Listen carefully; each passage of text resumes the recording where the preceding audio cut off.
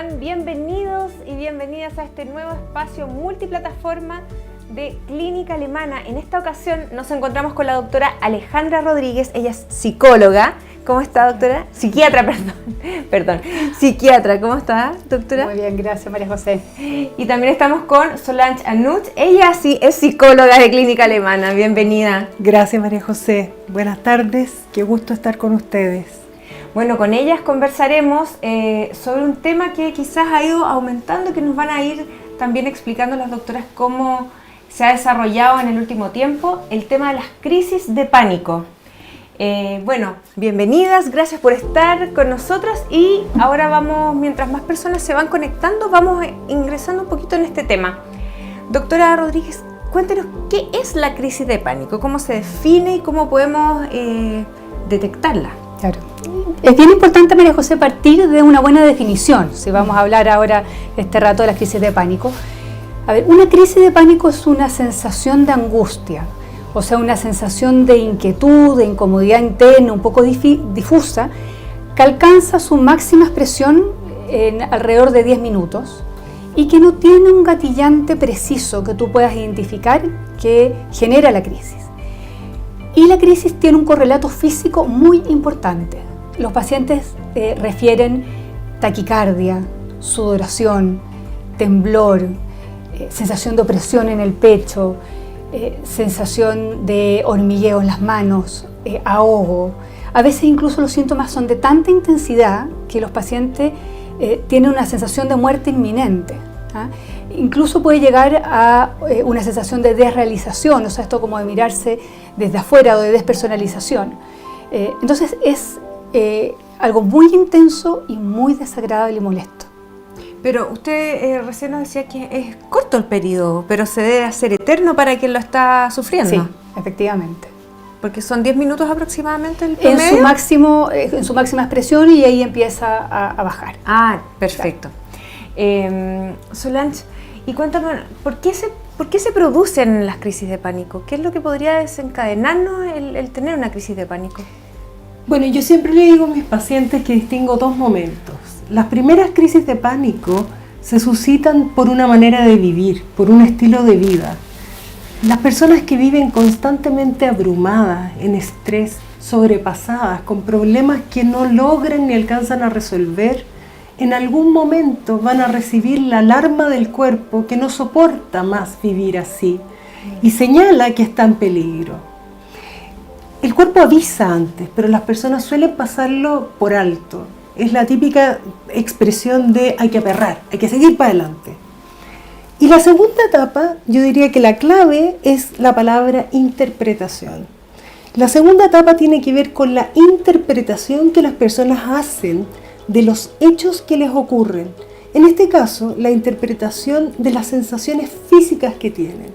Las interpretan como un peligro tan grande que pueden sentir que van a morir o enloquecer.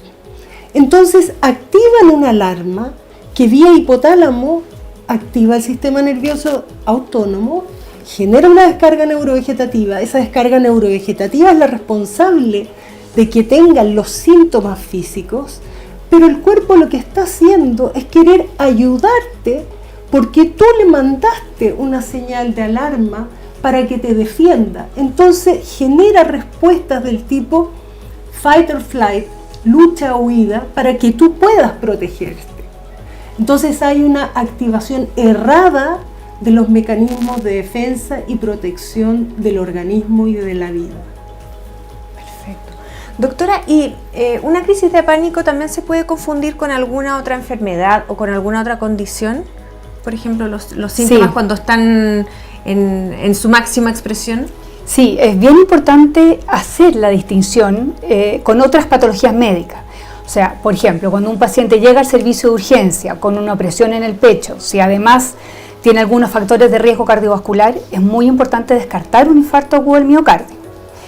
También una persona que está sufriendo un hipertiroidismo puede tener taquicardia, sudoración, temblor y es bien importante ir a descartar una patología tiroidea. Las personas con disautonomía, que tienden a la presión baja, la sensación de mareo, a veces también podría confundirse con una crisis de pánico. Eso más en relación al diagnóstico diferencial, lo que nosotros le llamamos los médicos a distinguirlos de otras patologías. Pero también, María José, la crisis de pánico a veces se usa en un sentido más coloquial para señalar algunas reacciones ansiosas cuando uno tiene algún conflicto. Por ejemplo, tuve alguna discusión con mi jefe, algún conflicto de pareja, y eso me generó una reacción ansiosa que también puede tener taquicardia, sudoración, todos los síntomas y malestares que hemos descrito, pero a eso no se le llama crisis de pánico. ¿Y cómo se distingue? ¿Cómo hacer la distinción? Porque claro, como usted dice... Principalmente por esto que yo te digo de esto que comentaba la Solange, de que no hay un gatillante preciso, porque esto tiene que ver con un estado de hiperalerta donde hay una sensación de peligro pero que no es real. Versus el otro que tú dices, bueno, hay un conflicto que tú puedes identificar. Y es importante porque cuando tú vas a abordar el tratamiento, eso pasa por decir, bueno, si hay una disfunción de pareja hay que tratarla, si hay un tema laboral hay que entrar en esa dinámica y no nos podemos quedar solamente con aliviar los síntomas. Perfecto. Bueno, estamos conversando con la psiquiatra Alejandra Rodríguez y también con Soledad Arnut, ella es psicóloga. Estamos conversando sobre la crisis de pánico. Si ustedes tienen alguna consulta, empiecen a dejarnos sus dudas desde ya, porque en un ratito más ellas van a poder resolverlas. Solange, ¿las crisis de pánico le pueden dar a cualquier persona y en cualquier como minuto de la vida? A ver, en general suelen aparecer a finales de la adolescencia y al principio de la adultez. Ese es como el periodo donde más aparecen. Se podría pensar que le puede dar a cualquier persona, María José, pero en general hay estudios contundentes que nos muestran ciertas concentraciones en determinados tipos de población. Suelen estar concentradas en las personas que viven en estrés, que viven constantemente en demandas y presiones ambientales que no alcanzan a resolver, por una parte. Además son hipersensibles al medio ambiente, sienten y resienten los estímulos de manera multiplicada. Muestran dificultades de comunicación de las propias emociones y al no poder comunicarlas, no pueden transformarlas. Hay estudios también que plantean que las personas que provienen de familias que han tenido un trastorno del ánimo o donde hay trastornos de ansiedad, tienen un 40% más de probabilidades de hacer crisis de pánico. Las personas que tienen una condición mental previa, es decir, que han sufrido de otros trastornos de ansiedad o de trastornos del ánimo, también tienen más probabilidades de hacer crisis de pánico. Y también personas que arrastran un trastorno por estrés postraumático que no han logrado resolver, tienen más probabilidades de hacer crisis de pánico. ¿Y hay algún, bueno, la doctora decía que no había como un detonante específico, pero ¿hay algún desencadenante que podría producirnos alguna situación en particular? ¿O puede una persona estar simplemente sentada, por ejemplo, y empezar a sufrir estos síntomas? Suele ser así. Sí, y eso es lo que genera mucha perplejidad. Eso es lo extraño. Exacto, y por qué las personas llegan al servicio de urgencia, porque dicen, me voy a morir, algo me está pasando. Y se quedan con el tema físico. Claro, o sea, no lo asocian a la discusión de pareja o a la discusión con el jefe, sino que es algo como inminente, ¿no? Claro, porque en general no hay algo tan identificado, sino que es este estado hiperalerta y este estado ansioso que genera esta sobrecarga muchas veces de exigencias que, como lo comenta la Solange. O sea, es, María José, esta manera de vivir en que el individuo está abrumado, que en algún momento va a detonar, o es que la persona interpreta las sensaciones del propio cuerpo como un peligro. Esos son los gatillantes. ¿No hay condición de base que podría como propiciar que se dé una crisis de pánico? Por ejemplo, haber sufrido de alguna depresión anteriormente o sufrir constantemente de estados más ansiosos, por ejemplo. Claro, efectivamente los trastornos de pánico, las crisis de pánico están dentro del espectro de los trastornos de ansiedad, donde también están las fobias sociales, las fobias específicas, los trastornos de ansiedad generalizado. Entonces, evidentemente que en ese grupo es más común que se den las crisis de pánico. Y también los cuadros anímicos también traen un aumento de la ansiedad y eso también puede asociarse a un mayor riesgo de crisis de pánico. Doctora, ¿y los trastornos de pánico son lo mismo que una crisis de pánico o son dos como fenómenos distintos? A ver, los trastornos de pánico tienen dos componentes adicionales. O sea, tenemos la crisis, que es esta experiencia estereotipada que el paciente identifica perfectamente, y a esto se le agregan dos cosas. La ansiedad anticipatoria, que es que el paciente empieza a sentirse angustiado y anticiparse a que va a venir una nueva crisis. Y esto empieza a transformarse en un problema porque el siguiente paso, y el segundo componente, el paciente empieza con conductas evitativas. O sea, empiezo, por ejemplo, a dejar de salir de mi casa por la eventualidad que pueda venir una crisis, empiezo a moverme en un radio donde el conseguir ayuda médica, por ejemplo, pueda estar relativamente cerca. Y esto empieza a empobrecer mucho la vida de las personas, empieza a realmente impactar en el nivel de funcionamiento. Entonces, efectivamente, en un trastorno de pánico tenemos ansiedad anticipatoria, conductas evitativas y las crisis propiamente tal. Perfecto. Solange, ¿y es posible que una persona como que se autoprovoque las crisis de pánico? ¿O esto viene de forma inminente? Me refiero, por ejemplo, a alguien que se empieza a angustiar y empieza a caer desde ya antes de que le vengan los síntomas fuertes a pensar en que le va a venir una crisis de pánico. A ver, mientras la persona no sabe lo que le acontece, no se la está provocando, sino que está padeciendo de un mal enfrentamiento de lo que le pasa, porque no lo conoce. Claro. Pero desde el momento que lo empieza a conocer, ya empieza a avanzar, a entender y a liberarse de este problema. Sería poco compasivo y poco comprensivo plantear que la persona de buenas a primeras se la autoprovoca. La persona la padece, claro, la vive con sufrimiento. ¿Y cómo es el entorno que rodea a la persona que padece una crisis de pánico? Es importante la contención, me imagino, y también entender cómo funcionan estas crisis de pánico. Sí, es bien importante lo que comentaba la Solange, esto de la comprensión, porque la angustia es contagiosa. Claro. Entonces, cuando hay una persona que se empieza a desbordar, el entorno también puede descontrolarse y eso no contiene. Ayuda mucho el poder comprender, intentar calmar, y eso finalmente va a ayudar a una mejor resolución de la crisis. Claro. Y es bastante frecuente que el entorno de las personas que sufren de crisis de pánico suelen ser entornos ansiogénicos. Por una parte, son familias donde muchas veces la ansiedad es un modo de vivir. Y por otra parte, tú estás en un mundo que es frenético. Nuestro mundo es frenético, de cambios incesantes. Es difícil saber cómo adaptarte a esas circunstancias. Y si vives dentro de una personalidad ansiosa es aún más difícil. Entonces, tenemos que enseñarles a nuestros pacientes y en eso estamos. Perfecto. Y por ejemplo, Solange, ¿es una buena estrategia evitar ciertas cosas que nos puedan dar angustia? Como para evitar llegar a pasos más allá. Usted hablaba también de lo evitativo en los trastornos de pánico. Sí. Pero ¿sería una estrategia evitar ese tipo de situaciones que nos puedan provocar angustia, por ejemplo? Sí, bueno, ahí yo voy a tomar las palabras de Alejandra en el sentido de que los trastornos de pánico tienen estos dos componentes, la anticipación ansiosa y la conducta de evitación. La anticipación ansiosa quiere decir que el individuo, una vez que ha tenido una crisis de pánico, está constantemente hipervigilante a su cuerpo a ver si va a tener algún síntoma que le avise que viene la catástrofe. Con eso ya activó el cuerpo y ya mandó la señal de peligro. Y en segunda instancia está la evitación. ¿Qué pasa? El individuo empieza a vincular ciertos hechos o situaciones con la sintomatología física.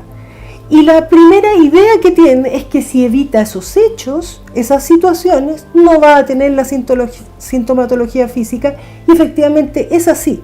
Por ejemplo, en lugares muy concurridos que le... Eso es el caso de las agorafobias, en que la persona asocia la experiencia de la terrible sintomatología física a espacios abiertos, a espacios donde no tiene el control, donde no se siente segura. Entonces, ¿qué hace? Empieza a evitar salir de su casa, tomar el metro, etc. Y al evitar salir, ¿qué logran? De manera inmediata bajan la angustia, bajan la ansiedad, pero es un muy mal mecanismo porque perpetúa el problema. La persona está aprendiendo que para no sentir ansiedad no tiene que salir, no está resolviendo el problema de base. El problema se resuelve cuando tú aprendes a diferenciar lo que es peligro de lo que no es peligro. Cuando tú aprendes a interpretar correctamente la realidad y aprendes a manejar y conocer tu cuerpo. Perfecto. Doctora, ¿cuándo consultar, por ejemplo? O sea, ¿cuándo una persona debería encender la alerta y decir, ya, esto es más que una angustia? Claro. Bueno, tenemos los síntomas que son bastante claros, sí, y que se pueden confundir con alguna otra patología, pero ¿cuándo la persona debería consultar? Y sí, quizás de forma más preventiva. Sí, mira, esta es una respuesta un poco general, pero yo diría que toda persona que finalmente ve afectado su vida cotidiana, su funcionamiento, tiene que consultar. Y esto es bien relativo porque hay personas que tienen una crisis que es muy intensa y no quieren volver a repetir nunca más la experiencia y rápidamente consultan. Hay personas que desarrollan este tema de la ansiedad anticipatoria, o sea que están muy hiperalertas, muy limitadas por el temor a que va a venir una nueva crisis, entonces tienen que pedir también ayuda rápidamente. Ahora, también como en un plano así más general, estos trastornos de no ser tratados correctamente tienden a cronificarse y realmente empobrecen la vida de las personas. Entonces, y tienen muy buen pronóstico además cuando son tratados. Entonces, claro, creo que siempre es conveniente poder pedir ayuda. Por ejemplo, una persona que tiene crisis de pánico, ¿puede consultar por telemedicina? Sí. Bueno, yo te comentaba hace un ratito que durante el periodo de pandemia los trastornos por ansiedad y los trastornos del ánimo aumentaron un 25% en nuestro país y en el mundo. Y mi experiencia es que nunca yo había atendido tantas crisis de pánico por telemedicina como durante pandemia. Y fue una experiencia igual satisfactoria porque te das cuenta que en una situación de necesidad la telemedicina resolvió y ayudó a un montón de gente. Trabajamos muy bien con nuestros pacientes y salimos adelante en muchas de esas situaciones. Es una muy buena opción entonces, si es que no tienen la opción de encontrar una hora presencial, el pedir una hora por telemedicina. Funciona, sí. Perfecto. Por ejemplo, en el último tiempo en nuestro país, ¿ha habido un aumento de los casos, si es que pudiéramos ver alguna prevalencia, algún aumento en los casos de crisis de pánico? Sí, lo acaba de mencionar la Solange, que... O sea, después de la pandemia, a la fecha... No tengo el dato preciso si después de la pandemia, pero... la prevalencia de los trastornos de ansiedad. Sí, la prevalencia de los trastornos de ansiedad es más alta que la de los trastornos del ánimo. O sea, es tan frecuente esto, que esto es... Y por eso creo que la motivación de hacer esta charla, de informar, porque yo creo que hay muchas personas que hoy día nos están viendo que o lo han sufrido o conocen a algún familiar. De hecho, se habla que prácticamente un tercio de la población va a tener algún crisis de pánico a lo largo de su vida. Es así de frecuente. O sea, cualquier persona puede tenerla por lo menos una vez. Exactamente. Solange, cuéntanos, ¿qué hacer frente a una crisis de pánico? Una persona que se empieza a enfrentar a estos síntomas, ¿qué puede hacer? ¿Y qué le recomendamos también, por otra parte, al entorno cercano, por ejemplo, a la familia, si es que empieza a haber ciertos síntomas? Es buena la división. Por un lado, ¿qué hace el paciente? Y por otro lado, ¿qué hace su entorno? El paciente es bueno que identifique que lo que le pasa es una crisis de pánico, que se ubique en un lugar donde pueda estar tranquilo a esperar que pase, que entienda y se afirme que no va a morir ni va a enloquecer. Esto dura unos minutos, son autolimitadas y va a pasar. En ese intertanto, trata de respirar lento y profundamente. Hacer 4, 5 o 6 series de respiración lenta y profunda. Y por otro lado, retira lo más rápido que puedas la tensión de tu organismo, de tu cuerpo. porque todas las señales que tiendas a ver en tu cuerpo las vas a malinterpretar y vas a alargar más el periodo de sufrimiento. Por lo tanto, retira la atención de tu cuerpo y ponla en los sentidos, en los 5 sentidos, y conéctalos al medio ambiente. Que ves, que escuchas, que saboreas, etc.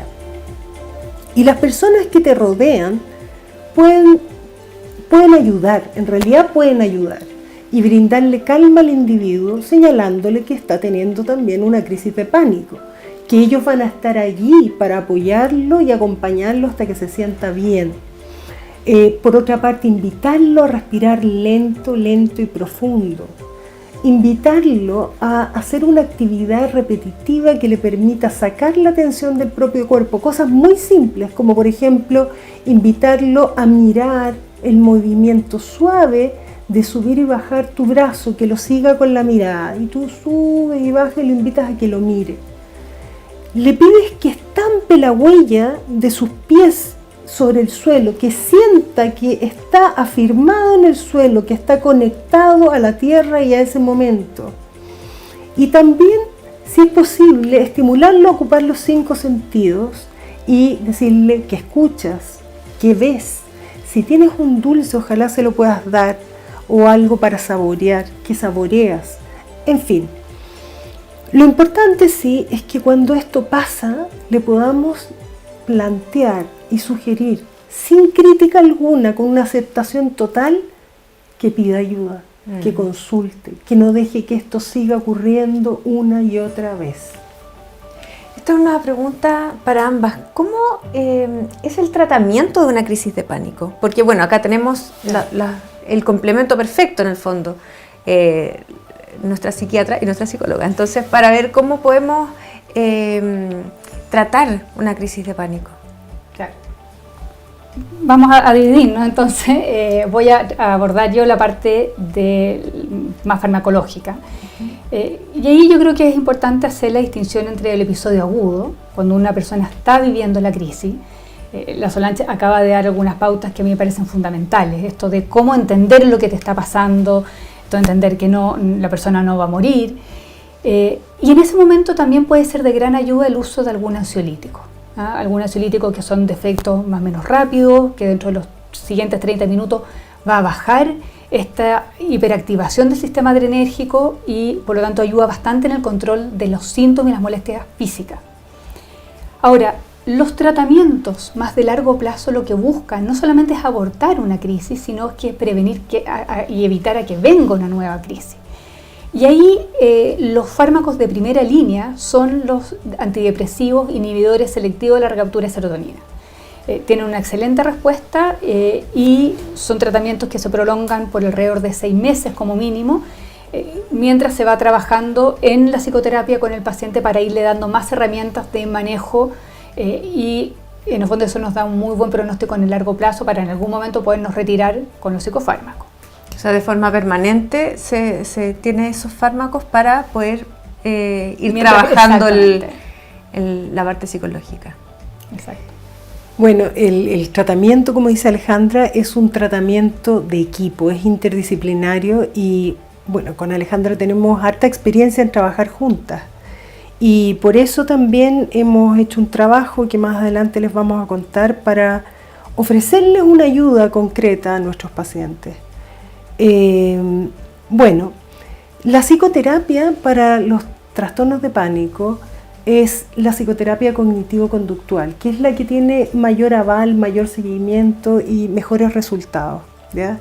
Este modelo terapéutico asume que el pensamiento, nuestras ideas aprendidas a lo largo de la vida, son las que guían nuestras emociones y nuestras conductas. Entonces, en la terapia cognitivo-conductual hay 3 fases que nosotros tenemos que hacer. Una que es educar, porque entender es vencer. La persona tiene que entender, comprender lo que le pasa. Desde allí ya puede empezar a sentir una libertad. Segundo, tiene que corregir las distorsiones cognitivas, las distorsiones de su pensamiento y las creencias irracionales que tienen relación a sus sensaciones físicas, ¿ya? Y en general esas distorsiones cognitivas suelen ir en la línea de la catastrofización, las catástrofes, o sea, estar interpretando como una catástrofe lo que va a venir y hacer un viaje al futuro, creer que sabe lo que va a pasar, hacer un razonamiento emocional. El individuo cree que porque él siente lo que siente es así, no lo razona realmente. Claro. Y por último, manejar los síntomas físicos, manejar el propio cuerpo porque ya lo conoces. Eso. Y por ejemplo, doctora, ¿se puede curar, o sea, mejorar, entre comillas, una persona que sufre de crisis de pánico, o es algo que lo acompaña por toda la vida una vez que ya se desencadena?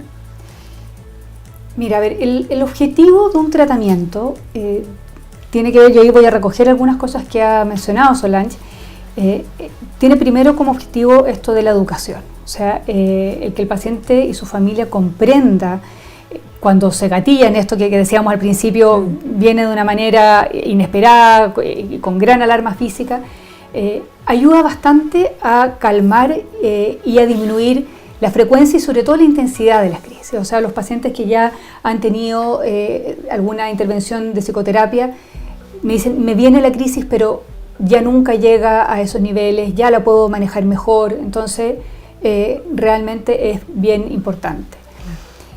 Yo diría que las crisis de pánico tienen muy buena respuesta a los tratamientos, pero como todos los trastornos ansiosos tienden un poco a la cronicidad. O sea, si las personas vuelven a caer en este estado de vida ajetreado, de estar hiperalerta, hiperexigido, de no escuchar las señales que te da el cuerpo, entonces tú sigues aguantando y soportando hasta que finalmente van a volver a venir estas crisis. Entonces, yo diría que tienen un buen pronóstico, tienden a la cronicidad, pero con un buen tratamiento, la verdad es que son bastante manejables. Y usted recién comentaba que una persona ya al conocerse puede identificar cuando le viene una crisis de pánico y no llegar a ese pic tan intenso. Entonces, ¿es posible evitarlas? Si claramente, se puede bajar en el claramente el objetivo del tratamiento es que la persona disminuya en forma significativa la presentación de crisis de angustia, y nosotros lo vemos, la verdad que los pacientes lo refieren y dejan de tener crisis, eso yo diría que es uno de los objetivos que uno persigue en el tratamiento, y la verdad que también esto de que las personas dicen, mire, tengo algunos síntomas pero me empieza la taquicardia y yo sé que tengo que parar, yo sé que me tengo que calmar. Y por eso que es muy importante la psicoterapia, claro. Porque cuando los pacientes, nadie quiere tomar psicofármacos en forma muy extendida, entonces el que la persona tenga estas herramientas de decir, por ejemplo, sé hacer ejercicio de respiración, realmente regula el cuerpo, regula el organismo y eso hace mucha diferencia. Y yo quisiera apoyar tu respuesta, Alejandra, en tanto evitar la crisis de pánico cuando ya se desencadena no es posible. La puedes aprender a manejar, la puedes detener. Pero yo creo que lo más importante quizás es la prevención a largo plazo, en amplio espectro. Y eso significa entender que somos una unidad mente-cuerpo, que los problemas se producen allí donde se encuentra la mente con el cuerpo, con las emociones, con las ideas, con tu entorno, tu cultura. Y la salud también se produce ahí. Cuando esto se quebranta y se desbalancea y la persona está arrasada por su medio ambiente, va a haber problemas. Cuando la persona no sabe poner límites, va a haber problemas. Entonces, hoy día, lo fundamental para poder prevenir la enfermedad psicológica, es la medicina del estilo de vida, que hoy día se plantea como una medicina preventiva, que en realidad trata de prevenir todo tipo de enfermedades, pero ellos bajan el tema y nos ofrecen ciertos elementos pragmáticos, que son 6 elementos a los que tú tienes que estar atento para poder mantenerte sano el mayor tiempo posible. Los voy a decir rápidamente. Actividad física, se ha probado que la actividad física regenera el sistema nervioso. O sea, tiene evidencia de regenerar el sistema nervioso y evitar el deterioro. El sueño también regenera el sistema nervioso y limpia nuestro sistema. La dieta, evitar alcohol, evitar exceso de cafeína. El no consumo de sustancias adictivas por ningún motivo. Alejandra, ¿cuál es la experiencia que tú tienes en los pacientes que tienen crisis de pánico y consumen sustancias? Es un muy buen punto porque el alcohol a veces es mirado como un posible ansiolítico, pero sabemos que estamos apagando el fuego con benzina finalmente. O sea, es muy riesgoso que un paciente ansioso recurra al alcohol porque va a terminar generando una dependencia y no va a aliviar su trastorno. Lo mismo con el uso de ciertas sustancias como la marihuana o sustancias más activantes como la cocaína pueden gatillar crisis de pánico de mucha intensidad. Sí. Más difícil salir de ese estado. Exactamente, al final es un nuevo problema. Por último, señalarte que también esta medicina del estilo de vida señala 2 puntos más. Atender a nuestras relaciones interpersonales y manejar el estrés. El año pasado hicimos una charla sobre la felicidad y yo en ese sentido quisiera poder recalcar que el centro de nuestro estilo de vida tiene que estar basado en la libertad. Y las crisis de pánico son opresivas. Entonces realmente te van minando las posibilidades de experimentar alegría y felicidad. O sea, efectivamente con este cambio de estilo de vida, incorporando estos hábitos saludables como el deporte, buenas relaciones y también salir de si uno está en un lugar muy estresante que le hace mal en el fondo o un trabajo, también empezar a pensar en tomar ciertas acciones al respecto. De todas maneras. Claro. Y me gustaría complementar también con esto de los estilos de vida, todas estas terapias mente-cuerpo, como por ejemplo además la meditación, la práctica del yoga, también han demostrado ser súper efectivas en el manejo de la ansiedad. Perfecto. ¿Les parece que pasemos a las preguntas? Porque nos han llegado varias preguntas del público, están muy interesados, así es que dicen, por ejemplo, buenas tardes, gracias por la instancia, ¿hay algún rango etario donde se generen más crisis? En general son pacientes que son pacientes jóvenes, yo diría que entre los 20 y los 40, 50 años, ese es como el rango donde más se producen las crisis de pánico. Otra pregunta, dice, mi hermana tiene crisis de pánico y a veces no sé cómo debo tratarla, ella tiene además trastorno bipolar. Bueno, esa condición previa al trastorno bipolar es un facilitador para las crisis de pánico. El cómo tratarla tiene que ver primero con que tenga un buen tratamiento médico. O sea, las bases biológicas de tu hermana tienen que estar tratadas, tienen que estar cubiertas. Y para las crisis de pánico, yo te diría que primero tú sepas, hace un ratito dijimos algún pauteo de cómo ayudar, pero también ojalá estimularla a que pida ayuda específica para las crisis de pánico, porque lo que tú haces para las crisis de pánico no es lo mismo que haces para trabajar el trastorno bipolar. Perfecto. Otra pregunta dice, en el caso de una crisis de pánico que ocurre una sola vez, ¿es importante ahondar en el motivo y las causas o pasa a ser irrelevante si es que fue solamente una vez? Yo pienso que siempre es importante mirar el contexto, siempre es importante, por esto que hablábamos, que a veces, o sea, en la crisis de pánico no vamos a encontrar un gatillante, pero es esta sumatoria de estresores, de deseo de responder, de estar hiperalerta, de no escuchar las señales del cuerpo. Entonces, parte de la comprensión tiene que ver con la introspección, con poder mirar y poder hacer cambios, lo que tú decías recién. Bueno, ¿cómo yo logro bajar este nivel de estrés crónico? Claro. Otra pregunta nos llega, ¿la crisis de pánico es solo un problema emocional o también hay problemas de metabolismo? Todos los trastornos psiquiátricos, esta división que nosotros hacemos como entre la mente, el cuerpo, la verdad que no es así, somos un todo. Y todos los síntomas físicos tienen un correlato biológico y por eso es que responde la crisis a ansiolíticos, por eso responden a fármacos relacionados con la serotonina. O sea, todo tiene un correlato a nivel biológico y de neuroreceptores. Sí. Perfecto. Otra pregunta nos llega. Durante el sueño y despertarse transpirado en la madrugada y con ahogo, ¿es una crisis de pánico?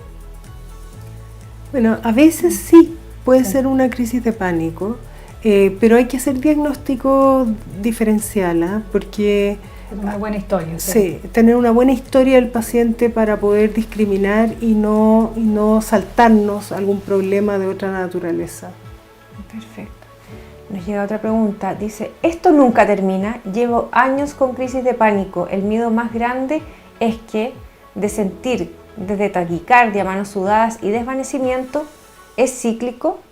Saludos desde Australia. Me conecté desde acá, doy gracias a que toquen el tema. Mi detonante son situaciones nuevas, dice. Sí. Claramente, bueno, yo no sé cuál es la historia ahí de tratamientos previos, pero el objetivo, como lo decíamos anteriormente, de un buen tratamiento es evitar crisis de tan alta intensidad. Suele ser un poco cíclico con respecto a momentos de mayor estrés en la vida. Nosotros lo vemos bastante, que cuando las personas están en un momento más estable, por ejemplo, contentos en su pega, estable en su relación de pareja, es esperable que la sintomatología baje. Pero a mí me parece que es interesante lo que él comenta sobre el tema de lo anticipatorio, que él dice en el fondo este miedo a volver a sentir esta sensación que es tan invalidante, y ahí es donde la terapia cognitivo-conductual yo siento que podría ser un aporte importante. Y quizás decirle a nuestro amigo que pruebe alguna terapia, alguna instancia de trabajo psicológico, porque probablemente esta cronicidad que tú vives tiene que ver con que todavía no has podido romper el circuito nefasto que hay entre la percepción constante de tus sensaciones corporales y el aumento de la ansiedad. Y eso en una terapia vas a aprender a manejarlo. Perfecto. Otra pregunta nos llega. Yo nunca me he tratado con pastillas ni ningún medicamento, solo con psicoterapia y autoayuda. Las controlo, pero a veces en momentos de estrés me cuesta un poco. ¿Será necesario tomar medicamentos? Sí, yo creo que siempre tenemos que evaluar caso a caso. O un SOS. Pasa que también los pacientes ansiosos son bien controladores. Y luchan harto en esta cosa como yo debiera de poder solo, tomar un medicamento es un fracaso, es un signo de debilidad. La verdad que como aquí hay mucho condicionamiento, a veces bajar los síntomas ayuda mucho también. Esto es un complemento entre los fármacos y la terapia. Los pacientes, por ejemplo, que no quieren hacer terapia, claro, yo digo es más difícil que dejen los fármacos, pero también a veces si no bajamos un poco este nivel de hiperalerta, también es más difícil avanzar en la terapia. Y en ese sentido es fantástico cuando tú te das cuenta que el paciente que llegó agitado, angustiado extremo, partió su terapia medicamentosa, fue al psiquiatra, está recibiendo fármacos y ya empieza como a pensar un poquito mejor, porque en esa interfase podemos entrar nosotros con la terapia y ayudarle a pensar y hacer los cambios y transformaciones para que más adelante vaya dejando el fármaco. Como que baja las defensas. Exacto. Un poquito. Claro, pero cuando el paciente está muy angustiado, está muy interferido también. Entonces es más difícil poder entrar en una nueva comprensión de lo que está viviendo. Claro. Vamos por otra pregunta. Dice, hola, empecé mi primera crisis de pánico en el terremoto del 2010 y de ahí que quedé con eso. Siempre vienen por las noches antes de quedarme dormida. Tengo que tomar Soplicona para dormir bien. Desde ese entonces no ha pasado. ¿Alguna vez podré dejar de tener estas crisis de pánico?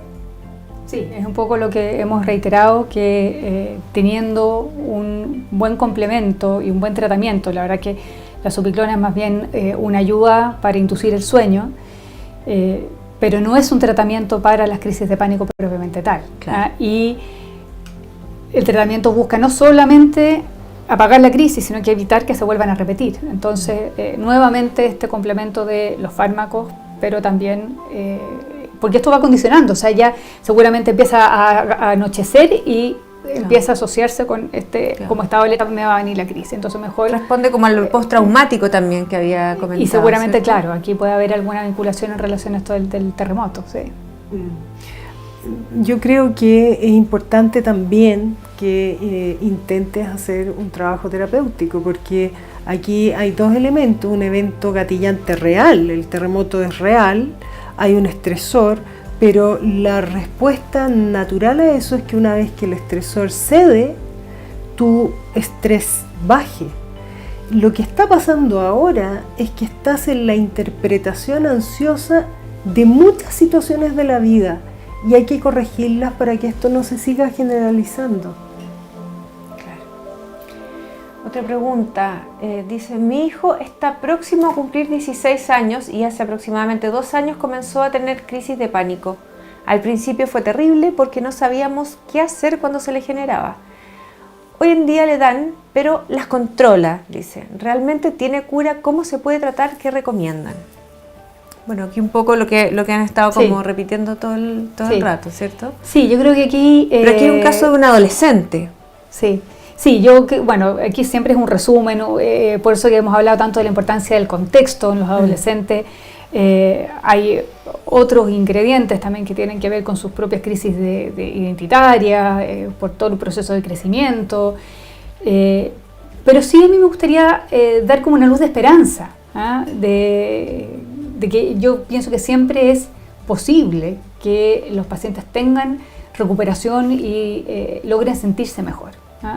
Pero son procesos, los tratamientos nosotros lamentablemente nunca son tan rápidos, y por eso que es importante esto de lograr irse exponiendo a nuevas situaciones sin tener la sintomatología, porque eso también va desensibilizando el sistema. Claro. Aquí tenemos otra pregunta. Quisiera saber si es crisis de pánico tener temor a subir al microbús. Sentir la velocidad me da terror. Siento que me voy a morir, transpiro y muchas veces me he tenido que bajar. Fui testigo de un accidente entre 2 autos frente a mí. Esa es la situación. Sí, a mí me genera un poco de duda si es que eso no hay algo de un trastorno más traumático, donde nosotros sabemos que parte de los síntomas de los trastornos más traumáticos es la evitación, y que todo lo que tú relaciones con el evento traumático te genera ciertos síntomas y por lo tanto tú tiendes a evitarlo. A mí no me queda tan claro si eso se trata de una crisis de pánico. Y pareciera más ir en la línea del trastorno por estrés postraumático, porque existe el evento y sigues evitando, de alguna manera, evitando y anticipando lo que se relaciona con ese evento. Así que hay que trabajarlo también. Perfecto. Hoy nos han llegado muchas preguntas. Sí. Dice, hola, soy bipolar y llevo por lo menos 1 año con crisis de pánico. Al parecer se gatilla con las comidas. No entiendo por qué, pero sí he notado que me pongo tenso y suelo sentir mareos solo por el hecho de sentarme a la mesa a comer. Sobre todo si son comidas que percibo como poco saludables. ¿Qué podría estar pasando? ¿Qué métodos me ayudarían a superar la crisis? Claro, pero yo creo que esto es un buen ejemplo de lo que comentábamos, de que no es una crisis de pánico algo que tiene un gatillante tan bien identificado. Y ahí a mí se me genera la duda si es que habrá algún tema o más fóbico o más tema de la conducta alimentaria, pero la crisis de pánico propiamente tal no tiene un gatillante preciso, digamos, así que yo pienso que a lo mejor este es un caso un poco distinto. Perfecto. ¿La sertralina ayuda a prevenir las crisis de pánico? Yo tomaba fluoxetina por años, pero una neuróloga me aconsejó sertralina. Mira, la sertralina y la fluoxetina son todos de esta familia de antidepresivos, inhibidores selectivos de la recaptura de serotonina. Por lo tanto, actúan bastante parecido y ambas terapias, en fondo, pues, perfectamente podrían ser tratamientos para tratar y prevenir las crisis de pánico. Sí. Perfecto. Soy profesora. ¿Qué estrategias puede realizar para prevenirlas en los colegios? Ahora son más frecuentes en adolescentes y tenemos que estar conteniendo casi todas las semanas. ¡Wow! Ese es un dato importante. Yo creo que es fundamental ir como asimilando que es necesario educar en salud mental a nuestra población y desde pequeños. Es una herramienta muy poderosa, por ejemplo, en el grupo de sala de clases, enseñar y conocer qué son las crisis de pánico. Lo que hemos estado hablando hoy día, qué son, por qué se producen, a quiénes les da, qué cosas ayuda a prevenirlas a largo plazo. Esa es una manera de intervenir con los adolescentes. Es lo mismo que se trata de hacer cuando se trabaja con drogas y prevención de drogas, ir a educar a las personas desde pequeñas a entender su mente, a entender su modo de funcionamiento, a entender a su persona completa. Claro. Más las recomendaciones que que das tú, Solange, ¿qué puede hacer el entorno cuando ve a una persona con crisis de pánico? Claro, ayudarlo a respirar, claro, que los saque su profesores, foco de los su amigos cuerpo. pueden hacer eso y lo pueden ayudar, pero yo creo que tiene que ver como una estrategia de orden general para que las personas tengan un abordaje inicial en que puedan comprender lo que está ocurriendo. Muchas veces, cuando tú no comprendes lo que le pasa al otro, caes en el terror, en el contagio. No es raro que te quedes inhibido o paralizado y no sepas qué hacer con la otra persona. Claro. Entonces, formar, ayudar, enseñar es clave. Buenas tardes, dicen. ¿En qué momento se consulta en un servicio de urgencia ante una crisis de pánico? A ver, ojalá pudiéramos evitar que un paciente llegara a una crisis a una urgencia, digamos, por una crisis de pánico. El entender, el calmar, el respirar, el contener, siempre baja los síntomas y disponer de alguna medicación de rescate, que nosotros llamamos, que son estos ansiolíticos de efecto más inmediato, muchas veces ayuda a que el paciente pueda contener la crisis en la casa. ¿Cuáles son los pacientes que terminan consultando? Aquellos pacientes que no logran calmar la angustia, que por lo tanto están muy abrumados con la sintomatología física y requieren de medicamentos ya sea de mayor potencia o administrados por una vía endovenosa, de manera que puedan como aplacar el malestar. Perfecto. Bueno, aquí nos llegó una pregunta es bien extensa, pero al parecer nos va a contar todo el panorama para poder ayudarlo de la mejor manera. Dice, excelente charla, muy buena. Hace 8 años trabajo en una UCI de la capital. Con el COVID comencé con crisis de pánico, la identifiqué, abordé con psicología, deporte, psiquiatra y ansiolítico por 3 meses.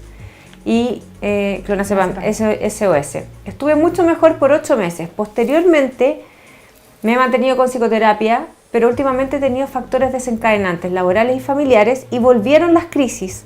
Me hizo mucho sentido y el mejor remedio ha sido cambiar cosas estructurales de mi vida, como cambiar mi trabajo, cambiar mi estilo de vida y agregar más deporte, seguir con psicoterapia y agregar más momentos de distracción. Miren qué bueno el testimonio. Excelente comentario. Muchas gracias por el testimonio porque yo creo que resume bastante bien estos énfasis que hemos hecho y ayuda mucho, efectivamente, el testimonio de un paciente, ¿cierto? O sea, este relato es una evidencia de lo importante que es tomar las variables generales de cómo vivimos. Claro. Y ver cómo este testimonio cuenta que a pesar de que tuvo una recaída, cambió los estresores más importantes y ha podido superarla. Así es. Aquí nos llega otra pregunta. ¿Qué es mejor, dejar que la crisis de pánico se desarrolle o cuando uno se va dando cuenta que va a venir o siente los primeros síntomas, tomar un fármaco SOS? Sí, en general nosotros evitamos que la crisis explote. Exacto, y llegue a su máxima intensidad. La verdad es que eso no trae ningún aprendizaje ni nada bueno. De a poco los pacientes van adquiriendo herramientas no farmacológicas y teniendo más el control ellos mismos. Pero la verdad es que si contamos con un fármaco, yo pienso que es para usarlo en ese tipo de situaciones. Ahora, yo quisiera hacer una observación. Lo que dice Alejandra es así. En el fondo se cuida al paciente que no ande con crisis de pánico en la vida, pero es distinto en el contexto psicoterapéutico, en que a veces nosotros dejamos un poco que se gatillo, que se desencadene algo de la sintomatología para aprender a enfrentarlo in situ. Y exponemos al paciente a su propia sintomatología para que aprenda a entenderla y a manejarla. Pero eso es en un contexto terapéutico. Perfecto. Buenas tardes, dicen, soy Evelyn, tengo 5 meses desde que tuve un bebé y tengo depresión postparto. Me dan ataques de pánico, se me empieza a agitar la respiración, me duele el estómago y siento que se me va el aire. Estuve 2 veces en urgencia pegando gritos porque sentía que me iba a morir. Al parecer le pusieron aparatos y todo estaba bien, pero yo sentía que me estaba muriendo. Necesito ayuda, ¿qué puedo hacer? Tengo un bebé de 5 meses y uno de 9 años. Bueno, ahí... Sí, yo creo que es súper importante, Evelyn, que consultes, que pidas ayuda. Yo creo que la descripción que hace la Evelyn es de una clásica crisis de angustia, cuando nosotros decimos que esto es muy intenso, que las sensaciones de muerte inminente, Por eso la consulta al servicio de urgencia, porque es la sensación de un descontrol y una necesidad de que hay otro que se haga cargo de uno, que pueda calmar. Puede pensar que se está infartando probablemente. Claro, pero a mí me parece que sobre todo es muy importante porque ella además está al cuidado de 2 menores y uno muy chiquitito. Entonces, Evelyn, tu trastorno tiene tratamiento, puede estar mejor, pero vas a necesitar un apoyo profesional para poder salir de esto. Claro. Y impostergable, porque además tienes una condición previa que es una depresión postparto. Y esa superposición de problemas hace más difícil que tú lo puedas hacer sola. Claro, porque ya trae más encima todo el estrés que conlleva criar a 2 niños pequeños, ¿cierto? Exactamente. ¿Cuándo consultar a una psicóloga y cuándo a una psiquiatra? Nos llega esta pregunta. Sí. O a ambas al mismo tiempo. ¿Cómo se ve el trabajo con ustedes cuando llega un paciente primero donde la doctora, donde Soledad? Nos ocurre, yo diría que de las dos formas. Nos mandamos pacientes para allá y para acá. Sí.